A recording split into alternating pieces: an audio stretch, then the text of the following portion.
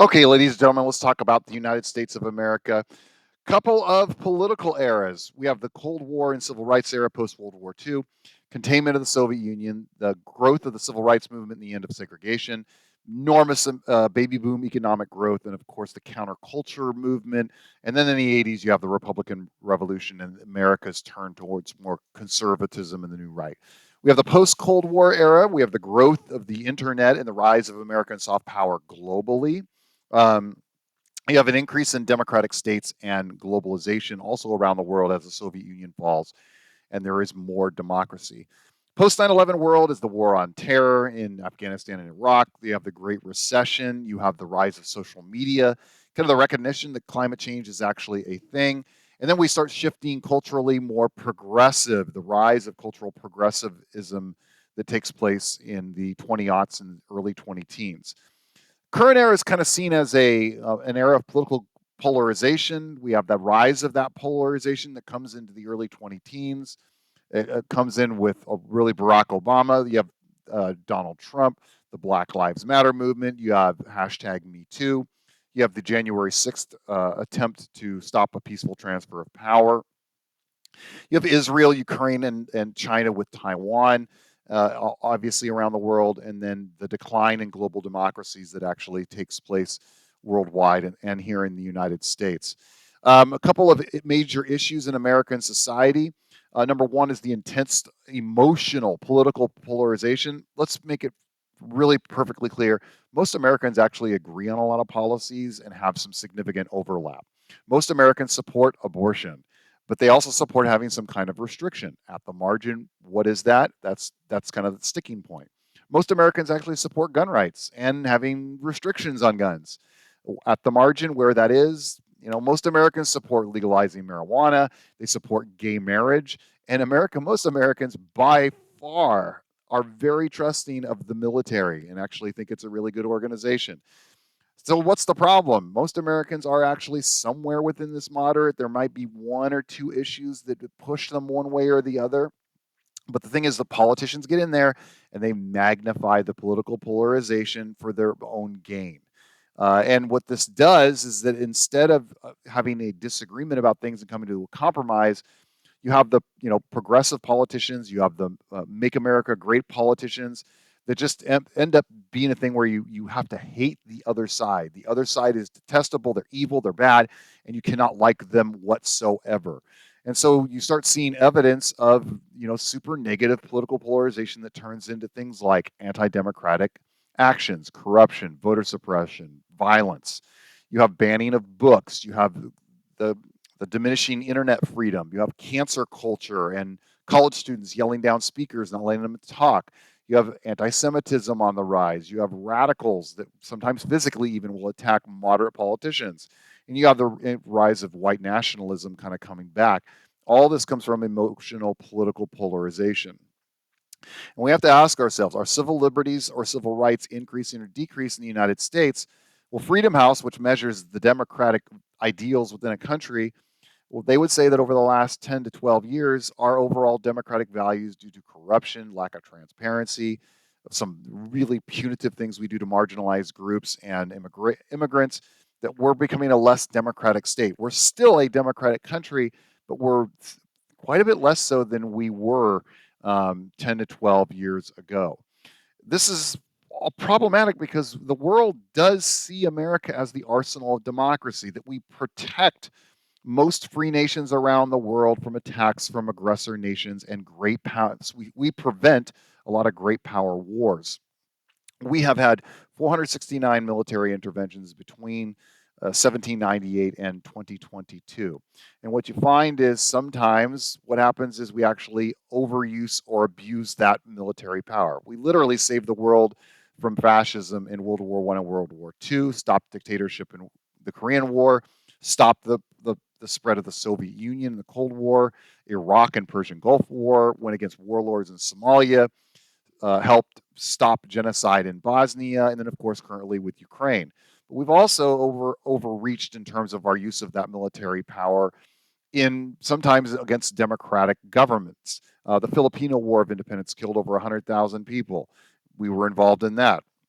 the Vietnam War to stop the dominoes of communism, the domino theory of communism coming across Southeast Asia. We were a part of that. Some things we did in the Cold War were pretty unethical, overthrowing democratic governments.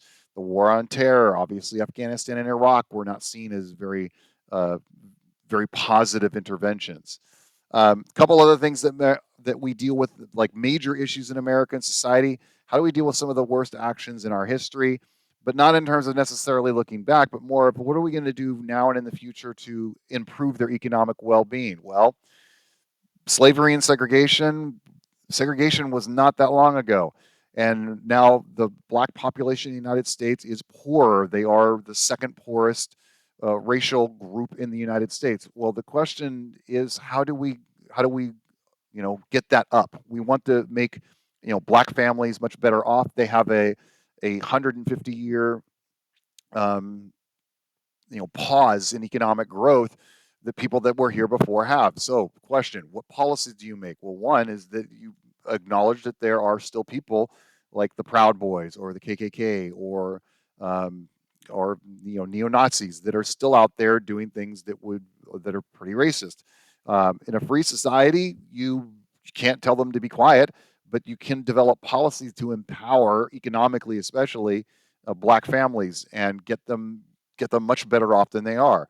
I notice I said second poorest because the number one most poor group in the United States are Native Americans, who were given the worst tracts of land during the time of Manifest Destiny as we moved westward. Okay, so what do we do to make things better off for Native Americans? Um, what kind of economic policies, what kind of cultural exchange with indigenous populations should the local communities make with those populations? But in essence, how do we make everybody better off? Because that's the whole point of economics. Then what policies can get people that are the most impoverished in our country and give them a much better opportunity to succeed? Of course, a major issue is life expectancy. We've gone up significantly, and then all of a sudden we have flattened out here compared to more advanced countries. And we're doing fine. All of a sudden, in the 90s, our life expectancy kind of flattened. And then, of course, during COVID and recently, it has gone down. Is it because we're not spending a lot of money on healthcare? No, we spend more than any country in the world per capita on healthcare. And so it's definitely not money, but our outcomes in terms of healthcare aren't nearly as good. And if your answer is, well, then you need a healthcare a lot like, Europe, well, nationalized healthcare doesn't necessarily mean your healthcare gets better. This is in terms of unmet needs. The UK has a national healthcare system. In terms of waiting times, the UK has a nationalized healthcare system, and outcomes are significantly worse than the United States in both of these. Okay, so what economic policies can we make to reduce healthcare spending, but better off improve outcomes? And we know, as we have discussed, that opioids, gun violence, obesity, and traffic deaths are the primary drivers of overall life expectancy not being as well as other countries. Okay, well, then we know what the problems are. What solutions can we bring to the table? Immigration is a problem in American society, not the fact that immigrants are coming here because you actually want that. It's a part of Americans' dynamism and history. The problem is that there is a significant amount of xenophobia about immigration that comes in that magnifies uh, the negative externalities and but crowds out the positive externalities of immigration. But let's be real. The number one reason that illegal immigrants are coming to this country is because it's really, really hard to become a legal immigrant in the United States. It is bureaucratic. It's going to cost you thousands and thousands of dollars and take you years. So if you simply make the process much more simple to come into the country, up to 1914, you came, was there some, your criminal record was checked, are you healthy, come in and make your own opportunity. In 1914, that shifted. It wasn't it used to be Ellis Island, Angel Island. Now the process is much more difficult for immigrants to get into the country. Obviously, the United States is the single greatest economic power on the planet, both as GDP and very high in terms of GDP per capita, which is $76,000 on average GDP per capita. We are a very wealthy country. We are well off. The average person in the United States is very well off. However, in well-off, more capitalist free market countries, inequality happens. Just a note, global inequality has really shrunk in the last 100 years. Global inequality has gotten better and better and better and better and better over time.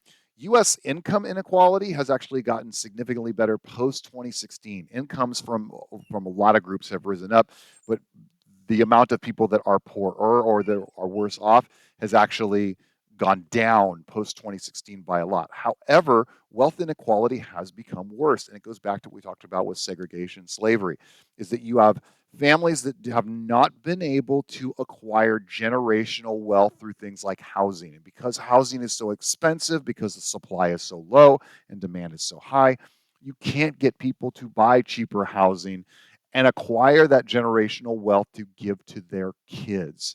Okay.